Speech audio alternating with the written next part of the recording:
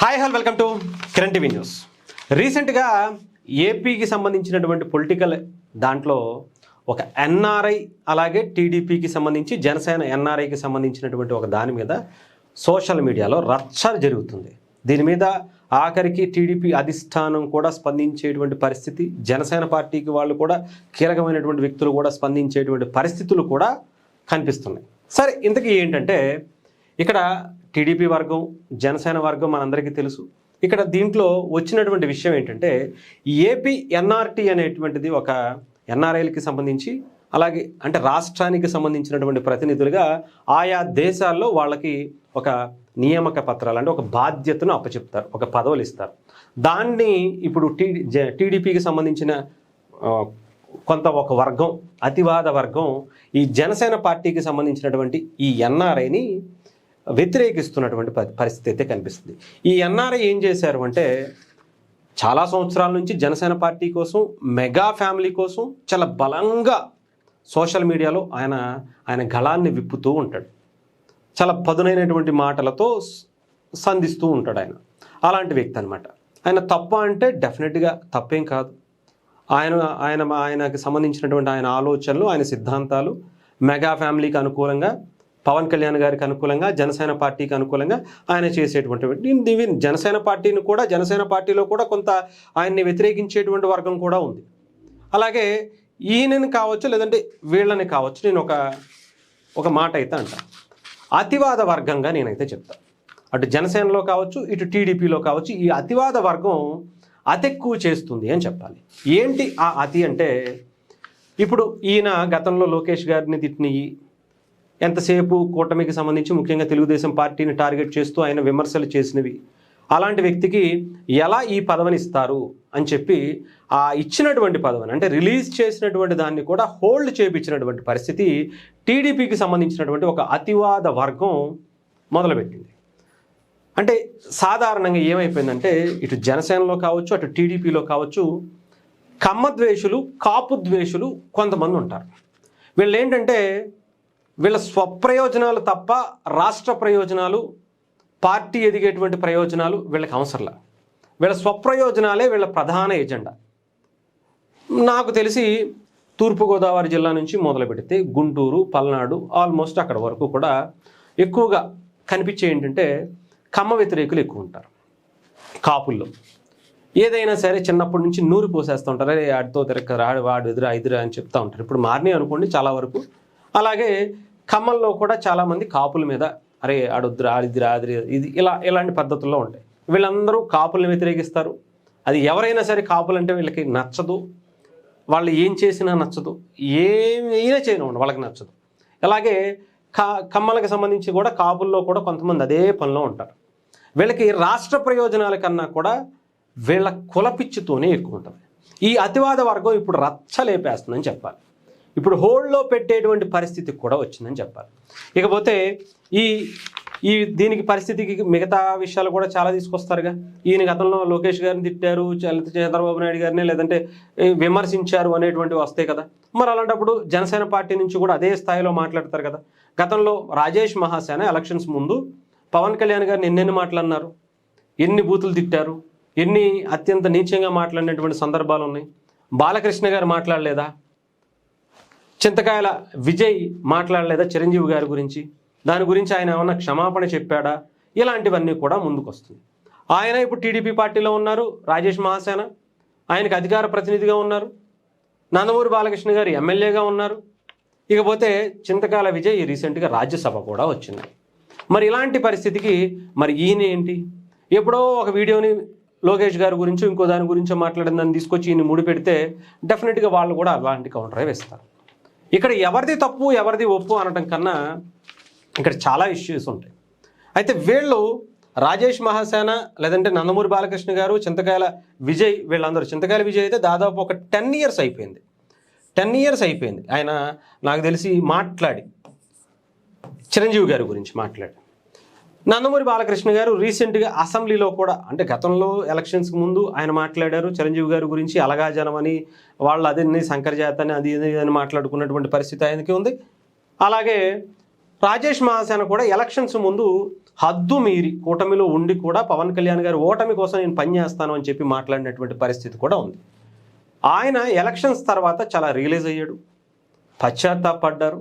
అనేక సార్లు ఆయన పేరు తీసుకొచ్చినప్పుడల్లా మీరు ఎన్నిసార్లు తీసుకొస్తే అన్నిసార్లు నేను పవన్ కళ్యాణ్ గారికి క్షమాపణ చెబుతాను అన్నారు. ఎవరు నష్టపోయారు అంటే ఇక్కడ రాజేష్ మహాసేన డెఫినెట్గా నష్టపోయాడు. ఎందుకు అంటే ఆయన చేసినటువంటి తప్పిదాలు కూడా అలాగే ఉన్నాయి. ఎందుకు ఎవరు ఆయన గైడ్ చేశారు అనేది పక్కన పెడితే రాజేష్ మహాసేన ఆయన నోటి దురుసు వల్ల, అంటే మెచ్యూరిటీ లేక ఆయన చేసినటువంటి ఆ మాటల వల్ల ఎమ్మెల్యే సీటు పోగొట్టేసుకున్నాడు. ఆ తర్వాత ఇప్పటి వరకు 2 సంవత్సరాల అధికారం వచ్చినా కూడా టీడీపీ ప్రభుత్వం, టీడీపీ కావచ్చు, కూటమి ప్రభుత్వం అధికారంలోకి వచ్చిన తర్వాత ఇప్పటి వరకు ఏ పదవి రాల. వస్తదనేటువంటి ఆలోచనతో ఈయనలో కూడా మార్పులు కనిపించాయి. మీరు అందరూ రీసెంట్గా అబ్జర్వ్ చేస్తే నేను ఎన్నిసార్లు అయినా సరే పవన్ కళ్యాణ్ గారికి క్షమాపణ చెప్తాను, తప్పు జరిగింది, అలాగే దయచేసి నన్ను మన్నించండి, ఆయన కుదిరితే కనుక ఆయన కాళ్ళ మీద పడతాను అని కూడా రాజేష్ మహాసేన అనేక సార్లు ట్వీట్లు, ఈరోజు కూడా 1 గంట క్రితం కూడా ఆయన దీని మీద స్పందించినటువంటి పరిస్థితి.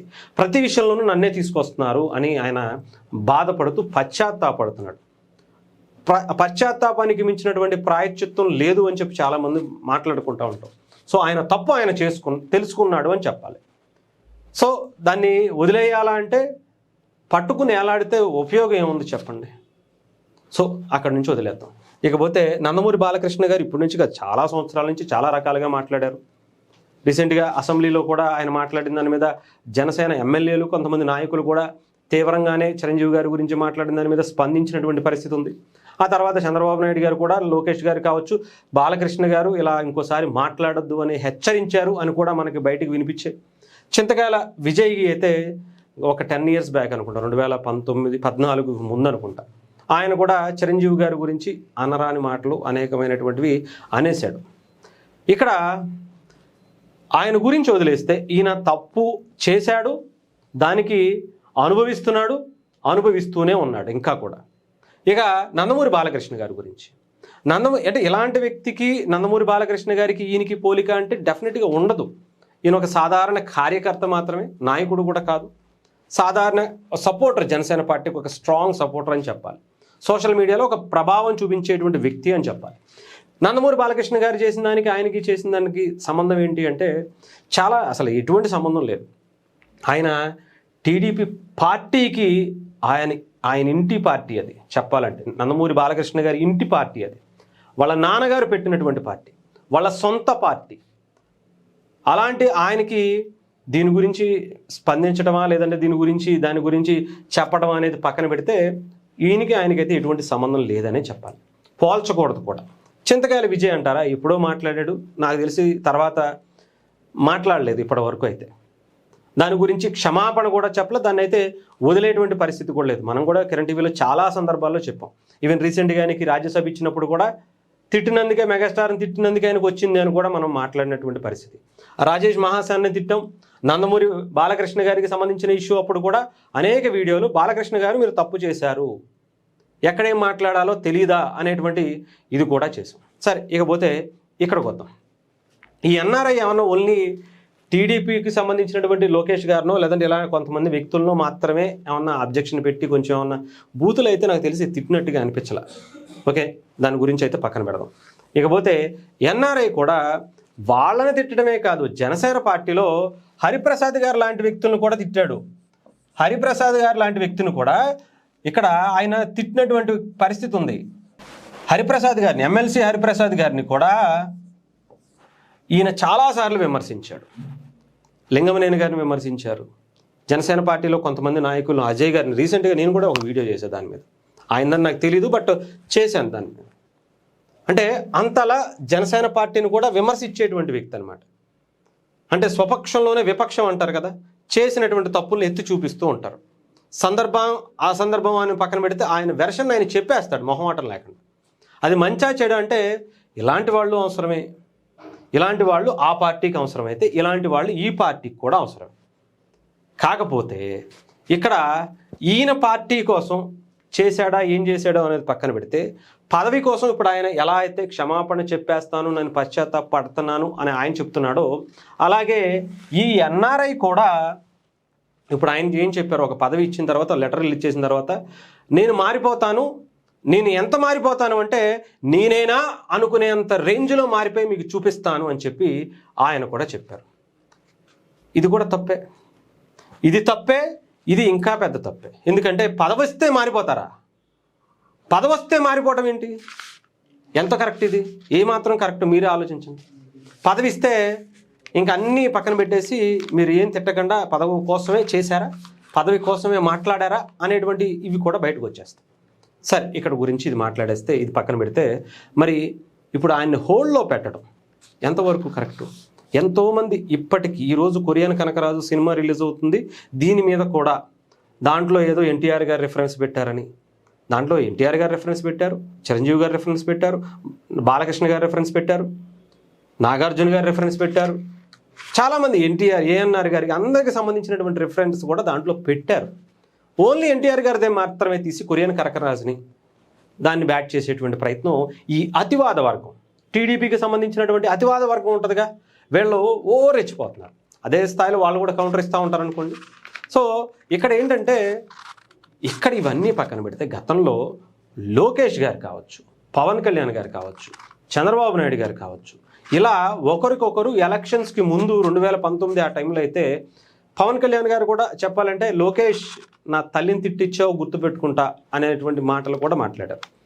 బట్ అదే పవన్ కళ్యాణ్ గారు లోకేష్ గారి గురించి అద్భుతంగా మాట్లాడారు. లోకేష్ గారు కూడా పవన్ కళ్యాణ్ గారి గురించి రీసెంట్గా కూడా మా క్యాబినెట్లో హ్యాండ్సమ్ మినిస్టర్ ఎవరైనా ఉన్నారు అంటే నా అన్న పవన్ అన్నే అని ఆయన కూడా చాలా గౌరవంగా మాట్లాడినటువంటి పరిస్థితి. ఇక్కడ వాళ్ళ స్వప్రయోజనాల కన్నా ప్రజా ప్రయోజనాలు వాళ్ళకి ముఖ్యంగా పవన్ కళ్యాణ్ గారు లాంటి వ్యక్తికి, నారా లోకేష్ గారు లాంటి వ్యక్తికి రాజకీయాల్లో చాలా క్లియర్గా అందరికీ తెలుసు, శాశ్వత మిత్రులు శాశ్వత శత్రువులు ఉండరు అనేది. దానికి ఎగ్జాక్ట్గా ఈ రెండు పార్టీలకి సంబంధించినటువంటి అధినేతలు, ఆ పార్టీలో ఉండేటువంటి నాయకులు చాలా క్లియర్గా అర్థం చేసుకున్నారు. కానీ ఈ అతివాద వర్గం మాత్రం అర్థం చేసుకోలేకపోతుంది. హోల్డ్లో పెట్టేంత వరకు వచ్చింది అంటే, ఎవరైతే ఇప్పుడు టీడీపీలో ఉన్నటువంటి చాలామంది ఎన్ఆర్ఐలు ఇంకొకళ్ళు ఎవరైతే ఉన్నారో వాళ్ళు ఎప్పుడూ జనసేన పార్టీని, పవన్ కళ్యాణ్ గారిని తిట్టలేదా అంటే 100% ఇప్పటికీ కొంతమంది తిట్టేవాళ్ళు ఉన్నారు. వాళ్ళకి కొన్ని పదవులు కూడా వచ్చాయి. ఈ ఎన్ఆర్ఐలకి సంబంధించినటువంటి విభాగంలో వేరే దేశాలకు సంబంధించి ఆయా రాష్ట్రాల్లో డెఫినెట్గా వచ్చాయి. మరి ఈయనది మాత్రమే హోల్డ్లో పెట్టడం ఏంటి? ఈయనది మాత్రమే హోల్డ్లో పెట్టేటువంటి ప్రయత్నం ఎందుకు చేశారు అనేది కూడా ఆలోచించుకోవాలి. ఇది కరెక్ట్ కాదు. కాకపోతే ఇక్కడ నేను చెప్పొచ్చేది ఏంటంటే, ఇద్దరూ కూడా మీరు ఆలోచించుకోవాలి. ఎందుకు ఒకరి ట్రాప్లో పడుతున్నారు, ఒకరి ట్రాప్లో ఎందుకు పడుతున్నారు? ఇప్పుడు జనసేన పార్టీకి సంబంధించి ఇప్పుడు ఎన్ఆర్ఐ గారికి కూడా నేను ఒక విషయం అడుగుతాను. మీకు పదవి ఇస్తానంటే ఎందుకు వదిలేస్తా అన్నారు? స్పందించేటప్పుడు మనం ఒకటి క్లారిటీ పెట్టుకోండి. వీళ్ళ కావచ్చు, ముఖ్యంగా ఈయన కూడా ప్రతి దానికి స్పందించేస్తారు. ఎంతలా స్పందిస్తారంటే, నాకు తప్ప ఈ ప్రపంచంలో ఎవరు గొప్పోడు లేడు, నాకు ఈ ప్రపంచంలో నేనే పెద్ద జ్ఞానిని, నాకు అన్ని విషయాల గురించి తెలుసు, నాకు జనసేన పార్టీని నా చేతిలో పెట్టేస్తే మొత్తం నేను నడిపేస్తా, నాకు అంత బాగా అనుభవం ఉంది అనేటువంటి రీతిలో ఆయన కానీ వీళ్ళ కానీ మాట్లాడేస్తారు. పవన్ కళ్యాణ్ గారు ఏమైనా పిచ్చోళ్ళ? ఆయన పార్టీని ఆయన నడిపించుకోకపోతే ఈరోజు ఈ స్థాయి వరకు ఉంటుందా? ఆలోచించుకోవాలిగా. వీళ్ళు కూడా అంతే. లోకేష్ గారికి సలహాలు ఇచ్చేస్తారు, చంద్రబాబు నాయుడు గారికి సలహాలు ఇచ్చేస్తారు. వీళ్ళు మీ సలహాలన్నీ తీసుకెళ్ళి మీరు ఎక్కడన్నా పెట్టుకోండి. లోకేష్ గారు, చంద్రబాబు నాయుడు గారు చాలా గొప్పగా పరిపాలన చేస్తున్నారు పవన్ కళ్యాణ్ గారితో కలిసి. ఎవరి కోసం అంటే, మీకోసమో, మీ అతివాది వర్గాల కోసమో, కమ్మ కులం కోసమో, లేదంటే ఇక్కడ కాపు కులం కోసమో వీళ్ళ ముగ్గురు కలిసి పనిచేయట్లా, రాష్ట్రం కోసం పనిచేస్తున్నారు. రాష్ట్ర శ్రేయస్సే ముఖ్యం, దాన్ని గుర్తుపెట్టుకోండి. అంటే ఈ అతివాద వర్గం వాళ్ళు కూడా చంద్రబాబు నాయుడు గారికి సలహాలు ఇచ్చేస్తారు, ఇటుపక్క పవన్ కళ్యాణ్ గారికి సలహాలు ఇచ్చేస్తారు. మనమే తెలుసు, మనకు తప్ప ఇంకెవరికి తెలియదు. మొత్తం అంతా అసలు నాకే తెలుసు, జనసేన పార్టీలో మనకన్నా పెద్ద తోపులు లేరు అనుకునేటువంటి బిల్డప్లు. ఏంటిది? ఆలు లేదు, సూలు లేదు, కొడుకు పేరు ఇంకొకటి ఏదో ఉన్నాను అన్నట్టు మనకి ఎందుకు ఇంత అవసరమా? పక్కా చెప్పగలను, చంద్రబాబు నాయుడు గారు జనసేన పార్టీ సపోర్ట్ లేకపోతే ఈసారి కూటమి వచ్చేది కాదు. అందరికీ తెలిసిందే. ఆంధ్రప్రదేశ్ ప్రజలు దాన్ని అంగీకరించారు. వీళ్ళిద్దరూ కలిసి వస్తేనే బాగుంటుందని ఒక అల్టిమేట్ డెసిషన్ ఇచ్చారు. కూటమి ప్రభుత్వం కలిసి ముందుకొచ్చింది. వాళ్ళకి ఎటువంటి భేదాభిప్రాయాలు, ఎటువంటి ఇష్యూస్ పర్సనల్గా గతంలో మాట్లాడుకున్నా కూడా రాష్ట్ర ప్రయోజనాల దృష్ట్యా వాళ్ళు అన్ని పక్కకు పెట్టి పనిచేస్తున్నారు. మరి మీకేంటి? ఈయన కాకపోతే ఎన్ఆర్ఐ గారు 2024 తర్వాత కూటమి ప్రభుత్వంలోకి వచ్చిన తర్వాత అనేక సార్లు విమర్శలు చేయటం కూడా ఈ ఎన్ఆర్ఐ గారు చేస్తున్నటువంటి పని. ఎందుకు ఇది? మీరు చెయ్యండి. దేని మీద చెయ్యాలి? 30% జనసేన పార్టీకి ఇస్తా అన్నటువంటి దాని మీద మీరు పోరాడండి. ఏవైతే పదవులు ఇస్తా అన్నారో, ఇంకొకటి ఇస్తా అన్నారో దాని మీద మాట్లాడండి. అంతేగాని హరిప్రసాద్ గారిని విమర్శించేస్తారు, లేదా ఇంకొకరిని విమర్శించేస్తారు. జనసేన పార్టీలో మీరే అంతా చేసేసారు అన్నట్టుగా మీరే మాట్లాడేది ఎక్కడో వేరే దేశంలో ఉండి మీకే అని తెలిస్తే హరిప్రసాద్ గారికి తెలీదా? హరిప్రసాద్ గారి అంటే ఆయన అంటే కొన్ని తప్పులు చేసి ఉండొచ్చు. మేము కూడా హరిప్రసాద్ గారిని కొవ్వూరు విషయంలో నిలదీసేసాము. ఎవరు మాట్లాడలా, ఒక్కరు కూడా మాట్లాడలా. ఇది కరెక్ట్ కాదు హరిప్రసాద్ గారు అని చెప్పి మేము మాట్లాడినట్టుగా నాకు తెలిసి ఎవరో కూడా అంత గట్టిగా మాట్లాడలా. అలాంటి పరిస్థితి ఉంది. కానీ మీరు మాట్లాడేదాన్ని ప్రతీది కూడా భూతద్దంలో పెట్టి తప్పు తప్పు తప్పు తప్పు అంటే ఏంటి? వాళ్ళకి తెలీదా? బహిరంగ ఆ వెబ్సైట్లో వీటిలో మాట్లాడే ముందు ఎందుకు జనసేన స్థాయిని, పవన్ కళ్యాణ్ గారి స్థాయిని ఆయన్ని కించపరిచే విధంగా చేస్తారు? దీన్ని ఇప్పుడు ఏం చేస్తుంది వైఎస్ఆర్సీపీ అంటే, నేనైతే ఒకటే చెప్తున్నా, ఈ అతివాద వర్గం ఇద్దరూ కూడా వైసీపీ ట్రాప్లో ఇరుక్కుపోయింది. వాళ్ళు మీకు సిగ్గులేదురా, వాళ్ళ కింద పాలేరులరా, మీరు జెండా కూలీలరా, మీకేం బతుకులేదురా, పార్టీ లేకపోతే మీకు బతుకులేదురా అనగానే వీళ్ళు కూడా ఏం మాట్లాడతారో అదిరా ఇదిరా అని చెప్పి వాళ్ళకి మేము లేకపోతే వాళ్ళకి లేదురా, వాళ్ళకి ఒంటరిగా పోటీ చేస్తే గెలవలేదురా, ఇప్పటివరకు ఒంటరిగా పోటీ చేయలేదురా మీరు అని చెప్పి వీళ్ళని రెచ్చగొట్టేటువంటి ప్రయత్నం. మీ ఇద్దరి మధ్య మంటలు రాజేసి వాళ్ళు హ్యాపీగా పనిచేసుకుంటున్నారు. మీ ఇద్దరి మధ్య చీలిక తెచ్చేటువంటి ప్రయత్నం వాళ్ళు చాలా క్లియర్గా స్ట్రాటజీ ప్రకారం చేస్తున్నారు. దాంట్లో మీరు దూరిపోయి ఇరుక్కుపోయి అనవసరంగా మీరు ఇబ్బందులు పడుతున్నారు తప్ప ఇంకొకటి ఏమీ లేదు. దీనికి రాష్ట్రానికి వచ్చేటువంటి ఎటువంటి ఉపయోగం లేదనేది మీరు అర్థం చేసుకోవాలి. మీకేమైనా ఉపయోగం ఉందో లేదో మీకు ఇప్పటికే అర్థమై ఉంటుంది. దీనివల్ల విడిపోతే ఎవరికి ఉపయోగం? వీళ్ళిద్దరూ ఈయన సింగిల్గా వెళ్తే, ఈయన సింగిల్గా వస్తే, ఈయన 175 స్థానాల్లో పోటీ చేస్తే, ఈయన 175 స్థానాలు సింగిల్గా పోటీ చేస్తే ఎవరికి లాభం? సింపుల్, ఆలోచించుకోండి. ఎందుకు రెచ్చగొట్టడం? కలిసి ఉండటం వల్ల పవన్ కళ్యాణ్ గారు 21 స్థానాలు తీసుకోవటం వల్ల జనసేన పార్టీ కొంచెం నష్టపోయి ఉండొచ్చు. కానీ లాభం పొందింది ఆంధ్రప్రదేశ్ ప్రజలు. జరుగుతున్నటువంటి అభివృద్ధి పనులు చూడండి. పవన్ కళ్యాణ్ గారు 21 స్థానాలు తీసుకుని కూడా ఎంత గొప్ప పరిపాలన అందిస్తున్నారు, ఈ దేశం మెచ్చుకోదగ్గ వరల్డ్ రికార్డులు ఎలా సృష్టిస్తున్నారో అది చూసుకోండి. చంద్రబాబు నాయుడు గారు ఇలా అటు జనసేన పార్టీకి, పవన్ కళ్యాణ్ గారికి గౌరవం ఇవ్వటం వల్ల టీడీపీ ఎంత ఎదిగిందో చూసుకోండి. రాష్ట్రంలో ఎన్ని ప్రాజెక్టులు వస్తున్నాయి, ఎన్ని కంపెనీలు వస్తున్నాయి, ఎన్ని రకాల అభివృద్ధి కార్యక్రమాలు చేస్తున్నాయి అనేది అది చూసుకోండి. జనసేన పార్టీకి ఒక ముందడుగు వచ్చి ఎన్ని ఎమ్మెల్సీలు వచ్చి, ఎంతమంది ఎంపీలు వచ్చారు, ఇంత రాజ్యసభలు వచ్చాయి, ఇన్ని పదవులు వచ్చాయి అనేటువంటి దాన్ని ఒక స్టెప్ ముందుకేసామనేటువంటి దాంట్లో కొంచెం పాజిటివ్ వేలో ఆలోచించండి. మీకు చెప్తే నువ్వు మాకు ఇచ్చేదేంట్రా సలహా, ఆడెవడో మొన్న వీడియో చేశాడు నా గురించి చేసే ప్రతి దానికి మనమే తోపులం, మనకి మించినోడు ఎవడూ లేడు అనే ఇది మనకు వద్దు. అనవసరంగా వైఎస్ఆర్సీపీ ట్రాప్లో మీరు ఇరుక్కుని అతివాదులుగానే మిగిలిపోకండి అంతే.